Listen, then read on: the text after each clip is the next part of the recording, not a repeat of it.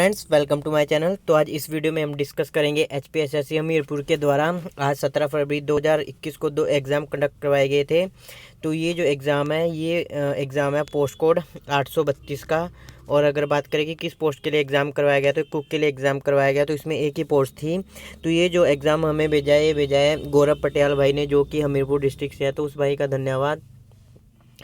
तो इससे पहले भी जो इवनिंग में जो एग्ज़ाम हुआ था आज 17 फरवरी 2021 को जेई सिविल का पोस्ट कोड 845 का, तो वो भी हम डिस्कस कर चुके हैं। वो इस एग्ज़ाम से पहले हम डिस्कस कर चुके हैं। तो इस वीडियो में हम डिस्कस करेंगे वो खाली जी के सेक्शन ही डिस्कस करेंगे। अगर किसी को इसका पेपर की फुल पीडीएफ चाहिए तो कमेंट करना, तो मैं फुल पीडीएफ प्रोवाइड करवा दूंगा अगर किसी को चाहिए हुई तो। और बाकी जी के सेक्शन की भी अगर पीडीएफ चाहिए हुई तो आप कमेंट करना। तो बाकी मैं आपको बता दूं कि जो मैं इसके जो क्वेश्चन पेपर के जो मैं आपको आंसर बताऊंगा एज़ पर ऑफिशियल आंसर की नहीं बताऊंगा। कल जैसे ही आंसर की आएगी तो उसका जो लिंक है वो मैं डिस्क्रिप्शन में डाल दूंगा, तो आप एक बार आंसर ज़रूर मैच करिए। बाकी आप उस जो गलत क्वेश्चन मैं बताऊँगा अगर बाई चांस बता दूँ, तो वैसे कोशिश करूँगा कि नहीं बताऊँ, तो आप उसका कमेंट कर देना, तो मैं उसे पिन कर दूँगा, जिससे कि कोई भी जो भी वीडियो देखते हैं वो मिसगाइड ना हो। तो चलिए डिस्कस करते हैं फर्स्ट क्वेश्चन की। जनगणना 2011 के अनुसार हिमाचल प्रदेश का लिंगानुपात है। तो मैं जब से जो ओल्ड एग्ज़ाम डिस्कस कर रहा हूँ, तो ये जो मेरे को क्वेश्चन कम से कम 10-12 पेपरों में देखने को मिल चुका है। तो ऐसे क्वेश्चन हो कि आपको डिप्स पे होने चाहिए। तो इसका जो राइट आंसर है ऑप्शन डी है 972, और काफ़ी जगह 974 भी दिया होता है, तो यहाँ पे 972 राइट आंसर है। उसके बाद बात करते हैं कि हिमाचल प्रदेश में वनों का कुल क्षेत्र है, तो ये भी रिपीटेड क्वेश्चन है। तो यहाँ पे जो ऑप्शन ए राइट आंसर है कि 37,033 किलोमीटर स्क्वायर, यहाँ पे राइट आंसर होगा ऑप्शन ए। उसके बाद बात करते हैं कि हिमाचल प्रदेश का सबसे छोटा जिला क्षेत्र अनुसार है। तो हिमाचल प्रदेश का जो सबसे छोटा जिला है क्षेत्रफल के अनुसार वो हमीरपुर है। तो बाकी बात करें कि जो सबसे ज़्यादा जनसंख्या घनत्व है वो किस ज़िले का है, तो वो हमीरपुर का ही है। अगर हमीरपुर के बाद बात करें कि किस ज़िले का सबसे कम जनसंख्या घनत्व है, तो उसके बाद ऊना आता है और उसके बाद बिलासपुर आता है। तो ये सब आपने ध्यान रखना है। उसके बाद नेक्स्ट बात करते हैं कि हिमाचल प्रदेश में देवली किसके लिए प्रसिद्ध है। तो हिमाचल प्रदेश में, तो यहाँ पे जो 123 का तो राइट आंसर बी था। और जो बात करते हैं कि देवली किस लिए प्रसिद्ध है, तो देवली जो बिलासपुर में पड़ता है, तो ये जो मत्स्य पालन के लिए स्थित है, तो एशिया का सबसे बड़ा मत्स्य पालन है होता है देवली में। उसके बाद बात करते हैं कि कुलभूषण उपमन्यु एक सुप्रसिद्ध व्यक्ति हिमाचल प्रदेश के किस ज़िले से हैं। तो ये जो चंबा से संबंधित है, तो काफ़ी अवार्ड भी जीत चुके हैं। तो ये जो एक पर्यावरण संरक्षण थे, तो ऑप्शन ए यहाँ पे राइट आंसर होगा। उसके बाद बात करते हैं, अगर आपके लिए मैं क्वेश्चन दूं कि जो पहाड़ी बाबा गांधी कांसीराम जी थे, तो वो किस डिस्ट्रिक्ट से थे। तो अगर आपको मालूम है तो आप प्लीज़ उसका जो आंसर करें कमेंट में। उसके बाद बात करते हैं कि हथाली खड्ड हिमाचल प्रदेश के किस नदी की सहायक नदी है। तो ये हथाली नहीं है, हथली खड्ड करके इसका नाम है। तो ये जो ब्यास की सहायक नदी है, ऑप्शन ए यहाँ पे राइट आंसर होगा। उसके बाद एक क्वेश्चन ऊपर आएगा 26 की, हिमाचल प्रदेश के किस जिले में गसोटा मेला मनाया जाता है। गसोटा मेला, तो ये जो मनाया जाता है हमीरपुर में मनाया जाता है, ऑप्शन डी यहाँ पे राइट आंसर होगा। तो ये जो क्वेश्चन है ये रिपीट क्वेश्चन है।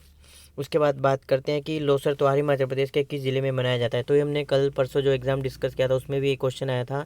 तो ये जो क्वेश्चन है यहाँ पे जो उसमें जो लाहौल स्पीति ऑप्शन में था, तो अगर लाहौल स्पीति नहीं है तो किन्नौर यहाँ पे राइट आंसर होगा, क्योंकि बौद्धों के द्वारा मनाया जाता है। और इस जो त्यौहार की खास बात है वो है कि नए वर्ष के उत्सव के तौर पर ये जो त्यौहार मनाया जाता है। उसके बाद बात करते हैं कि सिराज घाटी हिमाचल प्रदेश के किस ज़िले में स्थित है। तो जो सिराज घाटी है वो हिमाचल प्रदेश के कुल्लू ज़िले में स्थित है, तो ऑप्शन बी यहाँ पे राइट आंसर होगा। तो बाकी मैं बात करूँ कि आपने अगर वो वीडियो नहीं देखा है जेई सिविल 845 वाला, तो इसी वीडियो के डिस्क्रिप्शन में मैं उसका लिंक दे दूँगा, तो आप उसे एक बार ज़रूर देखिए। उसका जो जीके सेक्शन है इसी से रिलेटेड है, मिलते जुलते एग्ज़ाम आ रहे हैं। तो उसके बाद बात करते हैं कि मशरूर सेल उत्कर्ण मंदिर हिमाचल प्रदेश के किस ज़िले में स्थित है। तो ये जो स्थित है ऑप्शन सी यहाँ पे राइट आंसर होगा, कि जिसे हिमाचल प्रदेश का एलोरा भी कहा जाता है, मशहूर रॉक कट मंदिर को। और अगर आपको मालूम है कि इसके पास कौन सी झील पड़ती है, तो आप उस झील का नाम ज़रूर कमेंट करें। उसके बाद बात करते हैं कि doctor Y S Parmar Parmar उद्यान एवं वानिकी विश्वविद्यालय हिमाचल प्रदेश के किस स्थान में स्थित है। तो ये जो सोलन के नोनी में स्थित है। तो अभी मैंने इसका वीडियो भी डाला है। इसमें जेओए की भर्तियाँ अभी पोस्टें निकल के आई हैं। तो इससे रिलेटेड एक क्वेश्चन और पूछा जाता है, अगर मैं अपने वीडियो में डिस्कस कर चुका हूँ उसे, कि जो इसके पहले कुलपति थे, जो सभापति थे इस कॉलेज के, यूनिवर्सिटी के, तो आप कमेंट करके बताइए कि वो कौन है। अगर आपको नहीं मालूम है तो मैं उसका जो आंसर है वो नीचे कमेंट कर दूंगा, तो आप ज़रूर देख लीजिए। तो यही 2 क्वेश्चन पूछे जाते हैं। और बाकी ऐसा भी पूछा जाता है कि कब स्टेबलाइज हुई थी। तो ये जो स्टेबलाइज थी 1985 में हुई थी, 1985 में। तो ये जो 3 क्वेश्चन इससे पूछे जाते हैं कि कहाँ पे है और इसका जो स्थापना कब हुई थी और इसके जो पहले कुलपति थे वो कौन थे। उसके बाद बात करते हैं कि नालागढ़ का पुराना नाम क्या था। तो ये जो आयोग का फेवरेट क्वेश्चन है कि ये नालागढ़ का नाम जरूर पूछा जाता है। जो भी एग्जामिनर है वो जरूर इस क्वेश्चन को डालता है। तो हिंदूर इसका राइट आंसर है, ऑप्शन। उसके बाद नेक्स्ट बात करते हैं कि शिमला म्यूनसिपल कमेटी की स्थापना किस वर्ष हुई है। तो ये भी क्वेश्चन दूसरी तीसरी बार देखने को मिल गया है। तो जो ये हुई थी 1852 ईस्वी में हुई थी। ऑप्शन बी यहाँ पे राइट आंसर होगा। उसके बाद बात करते हैं कि गोद निषेध विधि के अंतर्गत लॉर्ड डलहौजी ने किस राशि राज्य का अधिमेलन किया था। तो ये जो क्वेश्चन है घुमा फिरा के पूछा जा रहा है, जिसे बोलते हैं कि अभी कल परसों के एग्जाम में बोला था कि जो हड़प की नीति के तहत कौन सा जो राज्य था वो लॉर्ड डलहौजी ने मिलाया था। तो ये जो मिलाया था बगाट को मिलाया था। ऑप्शन ए यहाँ पे राइट आंसर है। उसके बाद बात करते हैं कि चंबा नगर की स्थापना किसने करी थी। तो जो चंबा नगर की स्थापना जो करी थी वो साहिल बर्मन ने की थी। तो साहिल बर्मन की जो पत्नी का नाम था वो आप कमेंट करें कि क्या था, जिसकी याद में सुही मेला मनाया जाता है, और उसने किस वजह से बलिदान दिया था, ये भी आप कमेंट करिए। बाकी बात करते हैं कि अगर चंबा रियासत की, तो चंबा रियासत की जो स्थापना करी थी वो मेरू बर्मन ने करी थी। उसके बाद नेक्स्ट बात करते हैं क्वेश्चन की, जो करंट अफेयर है कि यूरोपियन यूनियन ने हाल ही में किस वर्ष तक कार्बन उत्सर्जन को पूर्ण रूप से खत्म वास्तविक शून्य करने का लक्ष्य निर्धारित किया है। तो ये जो किया है 2030 तक। तो ऑप्शन बी यहाँ पे राइट आंसर होगा।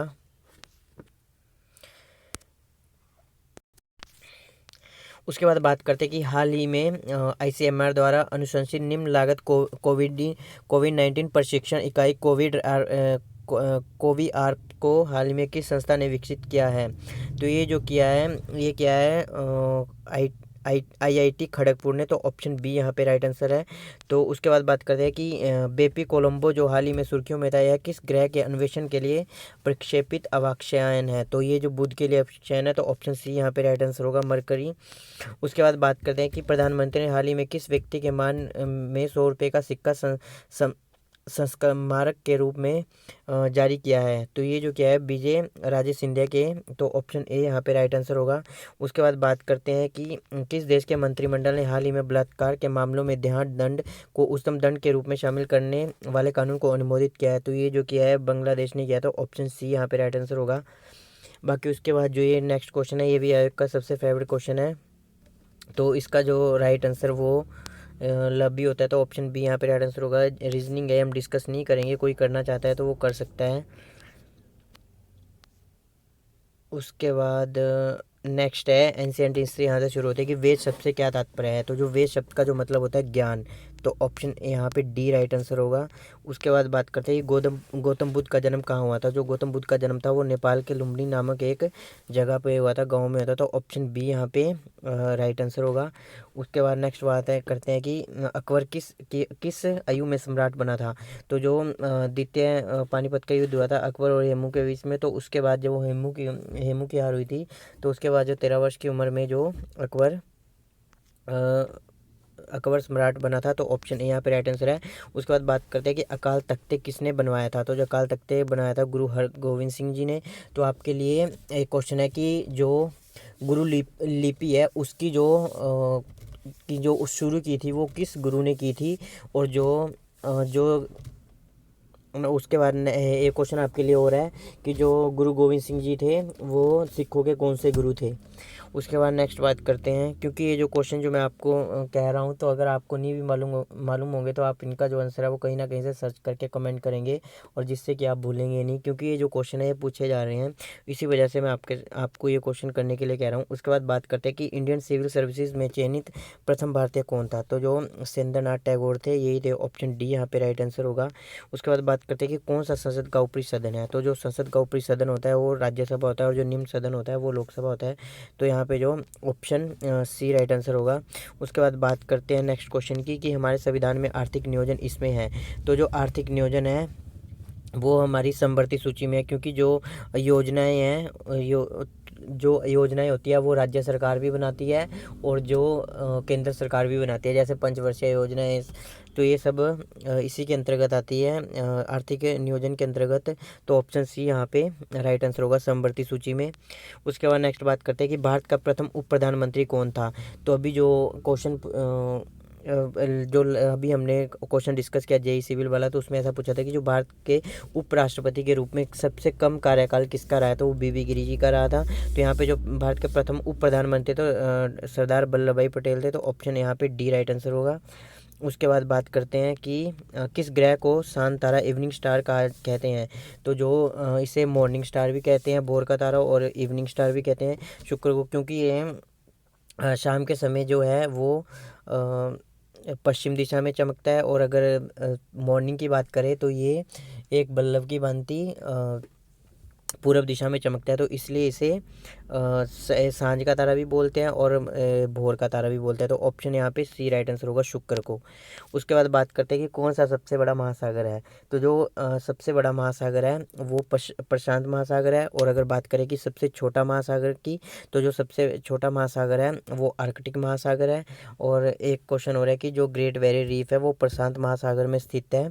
अगर देश की बात करें तो वो ऑस्ट्रेलिया में स्थित है। अगर डीपली ज़्यादा क्वेश्चन पूछ ले कि जो ग्रेट बैरियर रीफ है वो किस सागर के तट पे है, तो अगर किसी को मालूम है तो कमेंट करें। बाकी उसके अलावा बात करते हैं कि हिंद महासागर है। तो हिंद महासागर में एक ट्रेंच है जिसे सुंडा ट्रेंच बोलते हैं। उसके बाद बात करते हैं कि अटलांटिक महासागर में, तो जो सारगैसो महासागर सुना होगा कि जो भूमि के साथ नहीं लगा है, तो वो किस महासागर में स्थित है, तो वो अटलांटिक महासागर में स्थित है। तो इस तरह तो खैर एक क्वेश्चन से काफ़ी ज़्यादा क्वेश्चन बन जाते हैं, तो मैं ज़्यादा डिस्कस नहीं करूँगा। उसके बाद बात करते हैं कि कौन सा भारतीय राज्य केंद्र शासित प्रदेश अंतर्राष्ट्रीय भूमि सीमा साझा नहीं करता है। तो आपको पता है कि जो मध्य प्रदेश है ये नहीं करता है। उसके बाद बात करते हैं कि जो नेक्स्ट है, क्योंकि जो उत्तर प्रदेश और बिहार है नेपाल के साथ करते हैं, और JNK है जो ये तो पाकिस्तान के साथ भी करता है। उसके बाद बात करते हैं कि किस में अभी भी स्थानांतरित कृषि प्रावर्तन है। तो जो ये पूर्व के राज्य हैं मिजोरम, नागालैंड, मणिपुरम, तो यहाँ पे ये कृषि देखने को मिलती है स्थानांतरित कृषि। तो ऑप्शन डी यहाँ पे राइट आंसर होगा। उसके बाद बात करते हैं कि खेतड़ी प्रसिद्ध है। तो ये जो खेतड़ी है ये आज ही मैंने किसी के मुंह से क्वेश्चन सुना था, उसने मतलब मालूम था लेकिन वो कोई डिस्कस कर रहा था। तो ऑप्शन सी यहाँ पे राइट आंसर होगा तांबे के लिए। तो आप कमेंट करके बताइए कि ये कहाँ ये जगह है, कहाँ पे पड़ती है। उसके बाद बात करते हैं कीमत यंत्रावली किसका लक्षण है, जिसे बोलते हैं कि प्राइस मैकेनिज्म। तो जो कीमत से मतलब रखा जाता है वो किस अर्थव्यवस्था में रखा जाता है, आप कमेंट मैं ही यहाँ पे आंसर ही बता देता हूँ। जो पूंजीवादी अर्थव्यवस्था होती है उसमें ये जो कीमत से मतलब रखा होता है, क्योंकि इसमें जो निजी क्षेत्र का जो रोल ज़्यादा होता है। तो आपको पता है कि जितने भी निजी क्षेत्र है वो सिर्फ अपने प्रॉफिट के बारे में सोचते हैं। तो इस तरह बनता है कि कीमत यंत्रावली इसका लक्षण है, क्योंकि अगर समाजवादी अर्थव्यवस्था होगी तो वो सिर्फ भला सोचेगी दुनिया का, उसका कीमत से उसे कोई फ़र्क नहीं पड़ता है। तो बाकी मिश्रित अर्थव्यवस्था, तो भारत में तो मिश्रित अर्थव्यवस्था है। उसके बाद बात करते हैं नेक्स्ट क्वेश्चन की कि पित्तरस स्रावित होता है। तो जो पित्तरस है ये यकृत के द्वारा स्रावित होता है। अगर बात करें कि ये इकट्ठा कहाँ पे होता है, तो जो इकट्ठा होता है पित्ताशय में होता है। तो अगर स्रावित की बात होगी कहाँ से निकलता है, तो यकृत से निकलता है। उसके बाद बात करते हैं कि अंतरिक्ष यात्री को आकाश कैसा दिखाई देता है। एक अंतरिक्ष यात्री को, तो उसे अंतरिक्ष यात्री को आकाश काला दिखाई देता है। तो ऑप्शन बी यहाँ पे राइट आंसर होगा। उसके बाद बात करते हैं कि संलग्न तार फ्यूज तार इस मिश्र धातु से बनी होती है। तो जो टीन और लेड से बनी होती है।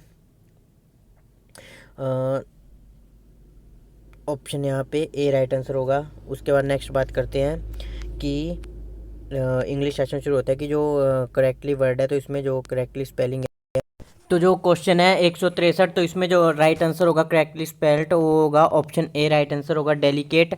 उसके बाद बात करते हैं कि the antonym of the word kill, तो इसका एंटोनियम होता है एग्जीक्यूट, ऑप्शन सी यहाँ पे राइट आंसर होगा। उसके बाद बात करते हैं कि one word substitution for one who cannot die is, तो इसके लिए एक शब्द है इमोर्टल, तो ऑप्शन बी राइट आंसर होगा। उसके बाद बात करते हैं द रूल इज एप्लीकेबल, तो टू होगा यहाँ पे टू एवरीवन। उसके बाद बात करते हैं कि शुद्ध शब्द है, तो जो शुद्ध शब्द है वो ऑप्शन बी राइट आंसर होगा साहित्यिक।